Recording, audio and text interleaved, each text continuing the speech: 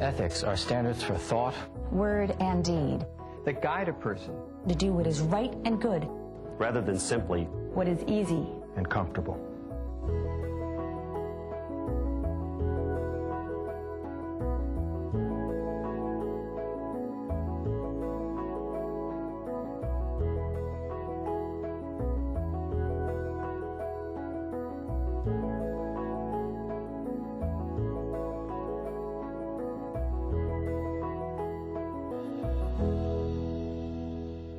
Hi, I'm Eric Harvey, and I've been consulting with organizations about ethics and values-based business practices for over 30 years. The cost of unethical behavior is tremendous. Customers are alienated, jobs are cut, reputations and careers are ruined, and in some cases, entire organizations collapse. On the other hand, organizations that actively promote a culture of high ethics, values, and integrity enjoy a multitude of benefits. First, it improves trust and respect at all levels. It fosters a positive work culture and improved customer service, and helps ensure the long-term viability of the enterprise. If the long-term results of high ethical standards are so overwhelmingly positive, then why do so many people act unethically? Well, the short answer is humans are not perfect. I just talked to Washington. Oh, yeah? The patent's going to be granted. That's great. When will it be announced? Tomorrow morning. The market's still open. You're kidding. Come on. The stock's going to be flying tomorrow. John, don't do this, man. I'd like to place an order for 5,000 shares of Amalgamated for my cousin Jill. Yeah.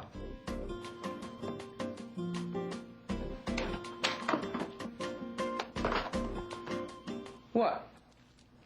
Everybody else takes stuff. Why not me?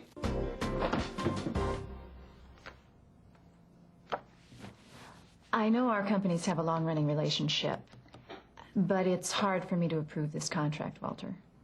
What's the problem? Well, it's high. I was getting these services for substantially less from vendors at my old job.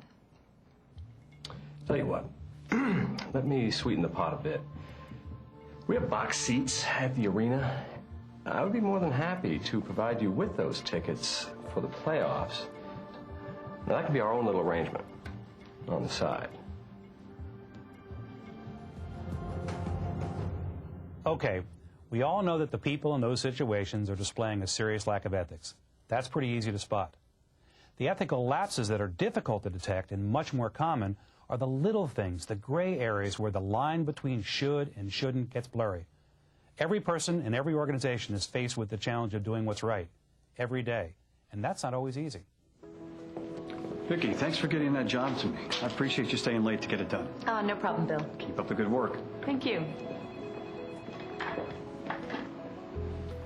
Vicki, we all stayed late to get that job done. Why would you let him think it was just you? I didn't think it was a big deal.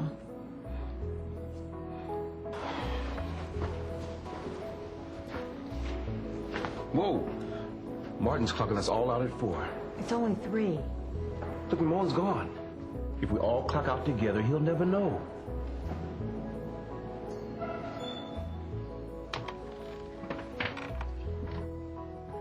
Hey, Mom, I heard it's snowing back there.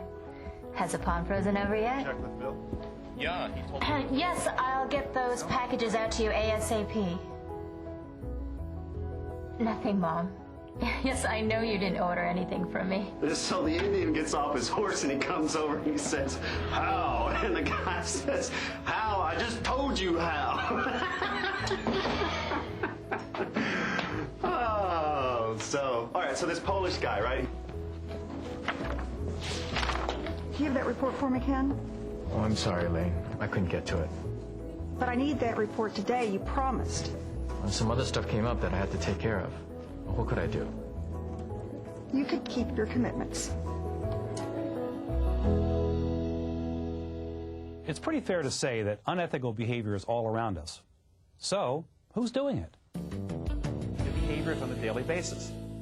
Most of the time, because everyone that I've ever addressed, when I ask the question, do you believe in values and ethics, they all stand up. So who are these masked men and these Martians that do the stuff that compromises that? The answer is each one of us. We all believe that we are ethical. So how do we make sure that our behaviors live up to those ethical beliefs? A good place to start is by knowing what's right, fair, honest, and legal. First are laws. Know the laws of the land and of your profession. Ignorance of a law is never an excuse for breaking it. Policies, rules, and procedures. Everyone is responsible for knowing and following the policies of their organization. Next are shared values. As humans, we all have beliefs and principles, values that shape our perspectives, our character, and hopefully our actions. Your conscience usually knows what's right and what's wrong, so listen to it. If something feels wrong, there's a good chance it is wrong. And when you say you will do something, do it. Keep your promises. It's the ethical thing to do. Finally, look around. Who are your ethical heroes? Follow their lead. When in doubt, ask yourself, what would the person I most respect do? But even when we know and understand these guidelines, why do we still sometimes do the wrong thing? There are times when we feel pressure to go along with the group. Sometimes people just don't care that it's wrong.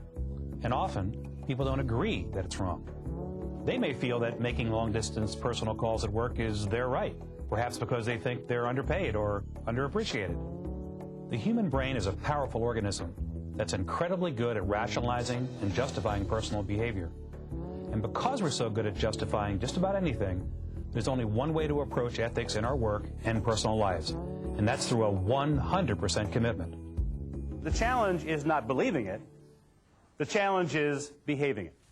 Ethics is displayed in everything we do, and everything we do counts. Everything counts. You get no free passes. Everything counts. And that doesn't mean we're perfect, but it is a matter of the critical mass of our attitudes and behaviors that make up our ethics and our values alignment. Everything counts. There are 4 steps to ensure that our behavior is consistent with our ethical beliefs. The first step is respect, responsibility, and results. Respect means treating everyone, customers, co-workers, and vendors, with dignity and courtesy. Respect the organization, use supplies, time, and financial resources appropriately, and abide by all the rules and regulations. Responsibility to your customers, to your co-workers, your organization, and to yourself. Provide timely, high-quality goods and services, be a good team member, and carry your share of the load. Meet your performance expectations and follow through on your promises.